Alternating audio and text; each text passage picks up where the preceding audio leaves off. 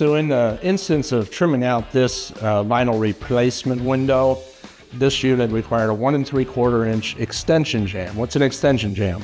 That's this small board, 3/4 thick typically, that brings you from the window to the face of the wall.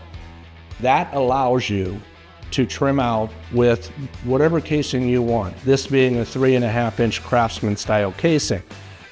You accomplish a reveal line, and in doing so, this being a painted finish, you can go back with your caulking gun and caulk from the extension jamb to the window, and then even if there's any gaps from your casing to your extension jamb, a small, minute bead of caulking there before your finished coat of paint.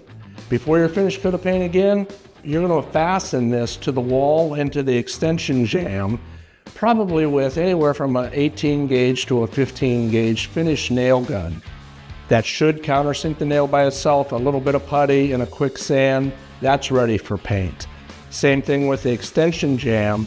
The extension jamb, you want to keep and maintain a nice margin all the way around. So everything, all of your horizontal lines and your vertical lines are parallel to one another from the vinyl to the wood product.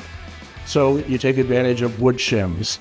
Get that extension jamb position and shim it to where all those margins align.